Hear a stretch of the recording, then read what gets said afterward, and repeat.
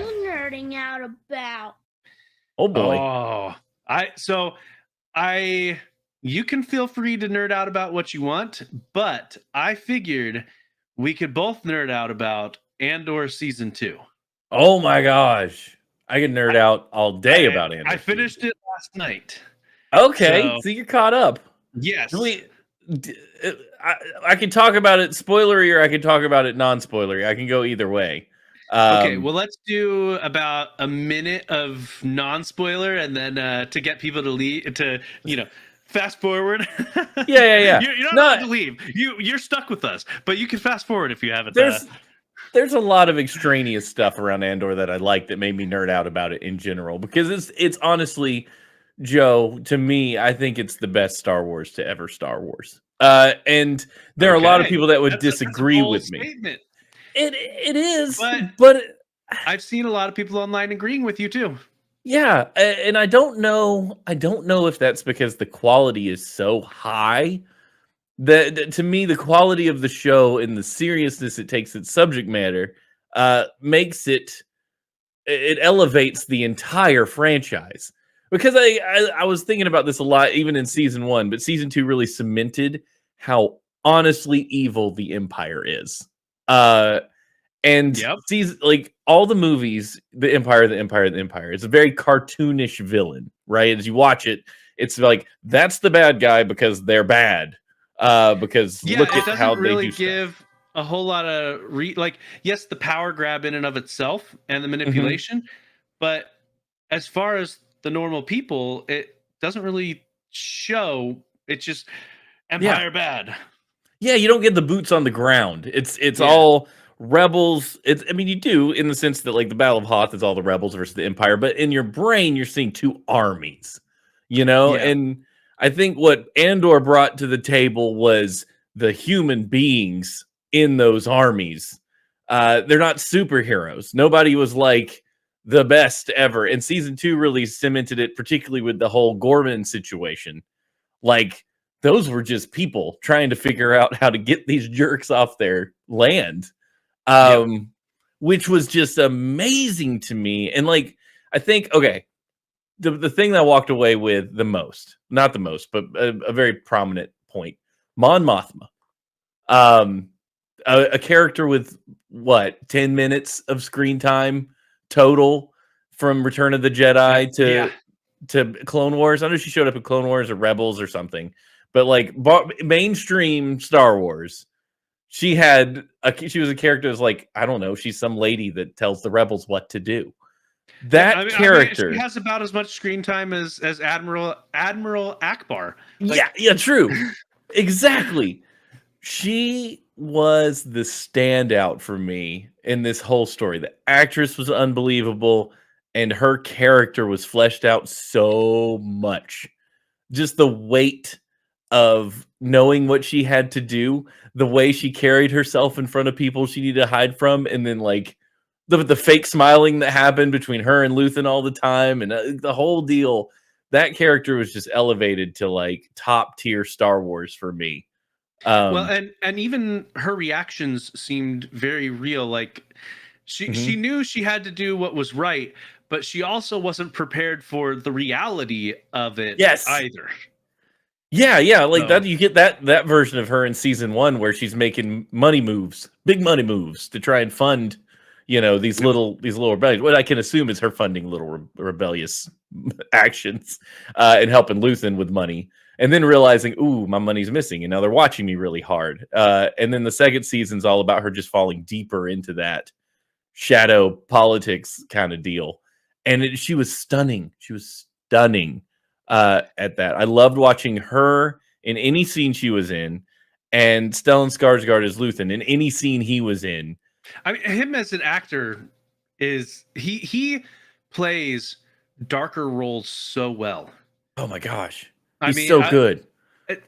So he's technically a good guy, but he is a morally gray good guy. Period. Oh yeah. But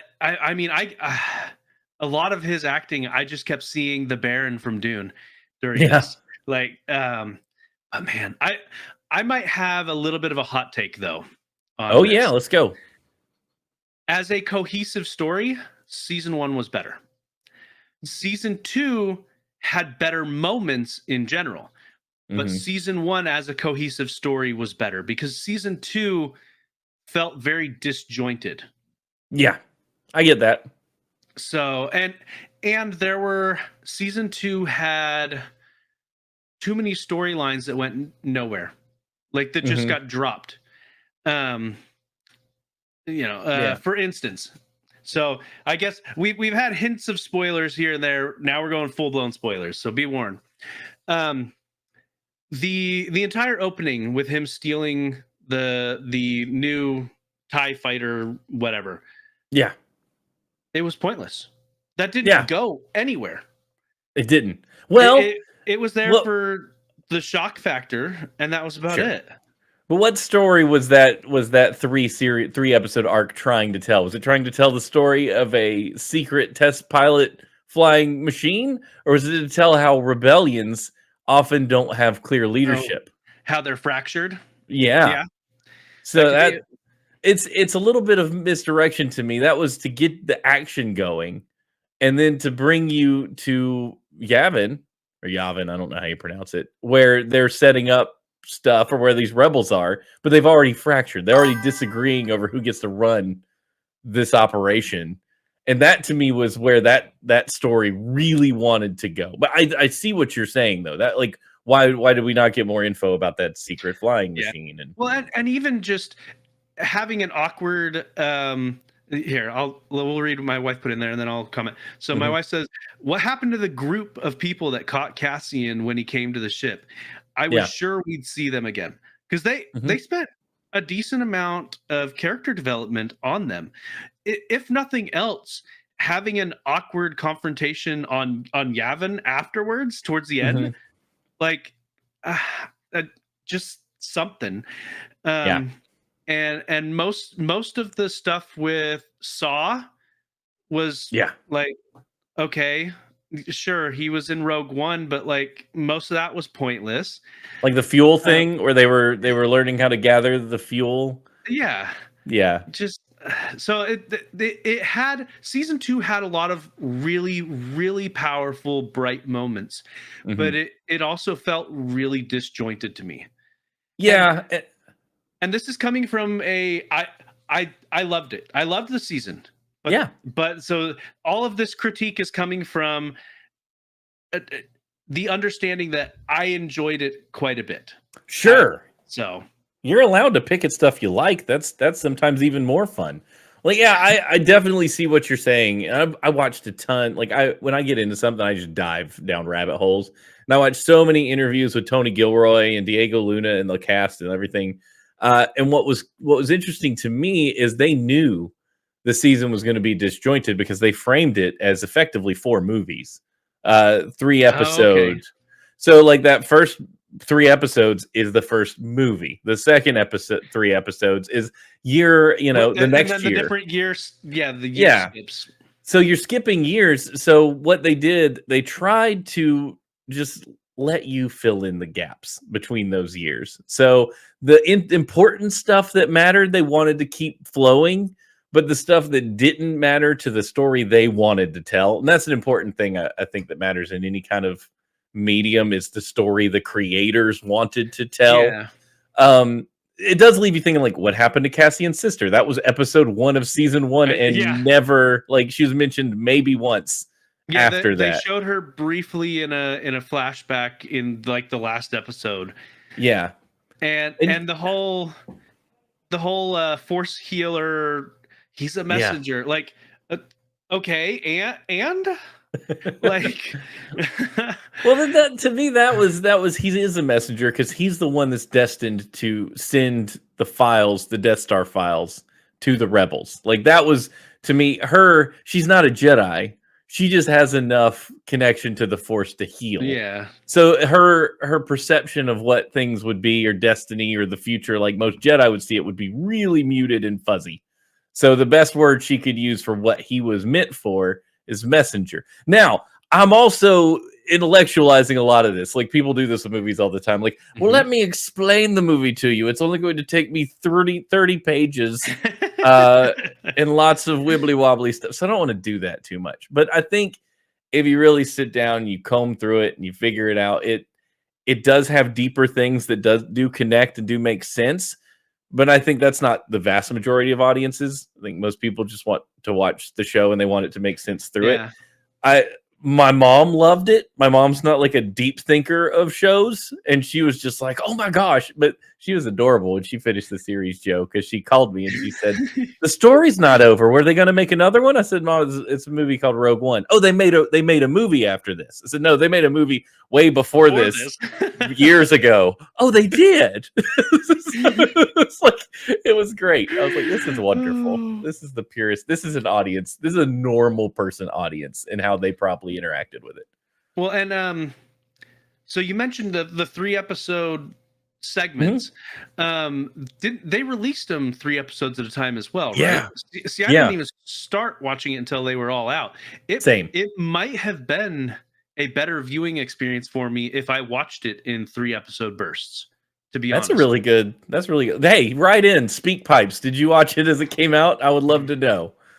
So yeah, instead of there are a lot of series that actually benefit from watching them with the release schedule rather than in the binge watching era that we're in.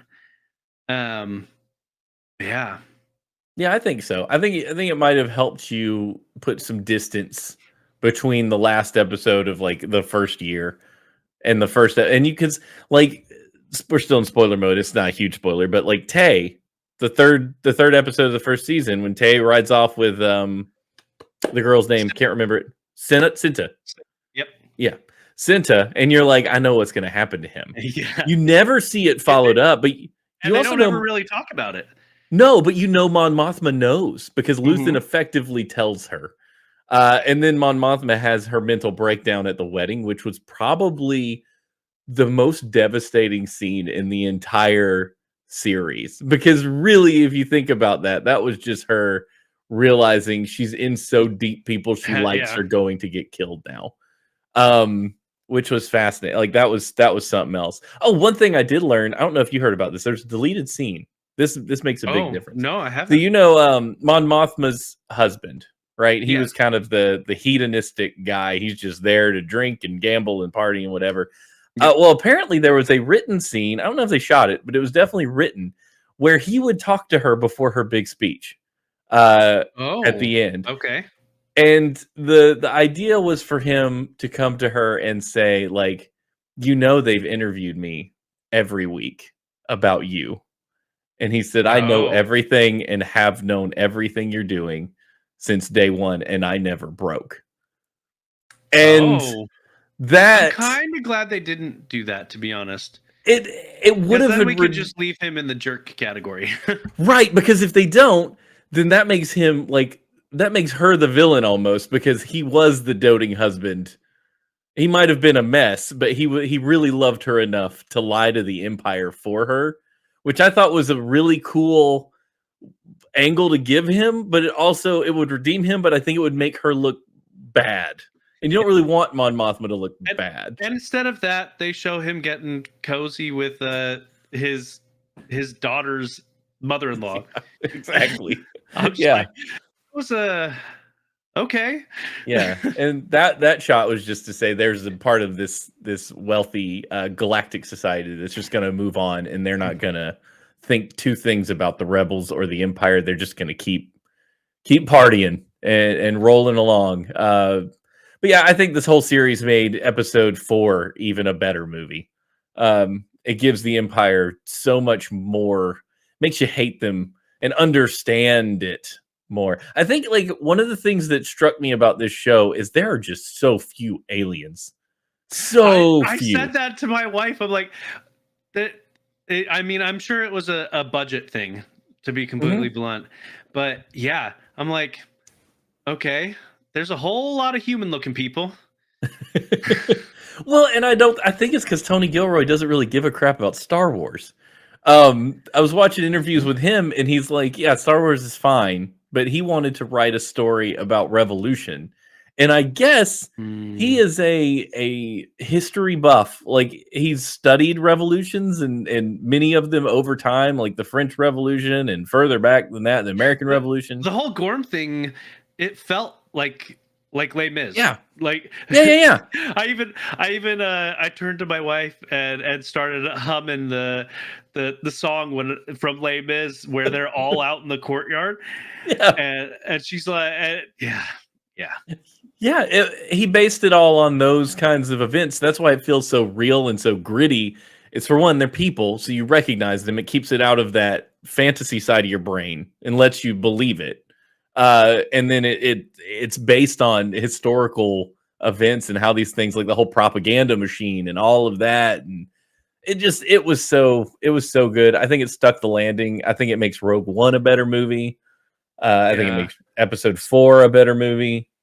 See, something like that works because there's no source material where someone comes in with a story they want to tell and just puts it in the skin of an IP.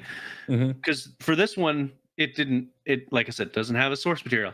But Brandon Sanderson mentioned on his podcast a while back, I don't even know what episode, but he has seen this way too much where people adapt books or other things like that, but they're not really adapting the book. They have a story they want to tell, and they make some adjustments so that it's in the skin of the book and not faithful at all. But they tell the story that they want to tell. And so that in general is a huge problem with Hollywood. But in this instance, it works because there isn't that source material for fans to be ticked off about. Yeah. But that's also why Brandon Sanderson has been very, very, very protective with all of his book rights, especially Mistborn is the one that's been closest to getting an adaptation, because he refuses to sign away the rights unless he has final say on how it's put together. And so, I mean, he's got plenty of money. He doesn't need money from the film rights. No. And he will not let them do it unless he feels it's being done right. So. Yeah, he'll never get them to agree to that, because some producer somewhere wants their thing they want in it. It got to pre-production. No, did it really? Recently, before they pulled out, but it was getting close. So, and I respect him for that, to be completely honest, especially after what they did to Wheel of Time. I mean, he only finished Wheel of Time, but he warned them the whole time that they were messing up, and he was very vocal that he was upset with a lot of the decisions that they made along the way. So yeah, people, the fandoms, I think we're at a point now where we're able to watch the thing that's based on the source material and enjoy it. Like, we don't need to, there's enough of a nerd audience out there that I don't think you have to change anything to draw more people in. You know, a good example is The Hobbit, the 3 movies. Like, they modified a ton and added a ton, and it didn't do a lot but upset everyone who wanted a faithful adaptation, because, well, we've got to have a female character to get women to watch it. And I don't think that's true. I don't think they needed that at all. But they were convinced that they had to, so they crafted this weird dwarf elf romance in it, and it's like, what? No, we don't. It's overlong as it is, you know. So I liked her character. I did. I like her. The romance there. No, but no, I'm not saying take her out. I'm just saying we didn't. We didn't need the romance. Didn't need to be there. Maybe is what I'm actually going for, because she was cool. Yeah, but exactly. Yeah, no, her character was. I really liked her character, other than that one facet. So, yeah. Oh man, but Andor was not shackled with a version of it already out there. But and then I think my one of my favorite parts towards the end, and just in general, my favorite aspects, was Kay. I really like Kay. Oh, I love Kay. And Alan Tudyk, I haven't actually looked. I know he did it in the movie. I assumed he was the voice here as well. Yeah, he was. Alan Tudyk is awesome. So yeah, he plays a great robot. He was on stilts. He was actually on set. He did the motion capture for Kay. Okay. I didn't realize that. Yep, for the movie and for this. The other droid that my wife adored and I adored was B2, the Yeah. little red droid that stuttered. Like he was such a wonderful part of this show, and he kind of falls out really quickly in the second season. My wife was asking like right there, and like we never got to find out what happened to B2, and then like he's chasing another droid around at the end. She's like, "That's adorable." I think she cried a little because it was like the very last part. She saw him and was just tickled. I was like, this is Yep. good. You need closure for him, if anything. Yeah, because they just left him there, those Just jerks. left him. But Bix came back and he's got her and he's chasing that other droid around laughing. Like it's the best. I love that little droid. Yep. So, but yeah. Yep. Yeah. It was good stuff. Good stuff. It was great.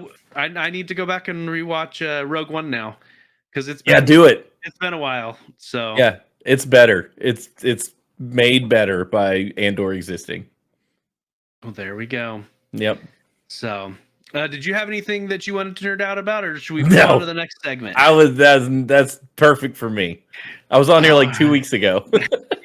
yeah. So yeah, you were here 2 weeks ago, and you're like, oh, man, I really need to talk about Andor, and I was like, I haven't finished it.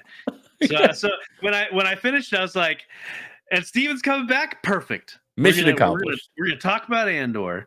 We did, especially because Charles doesn't like Andor. So something's broken with that man. I don't know.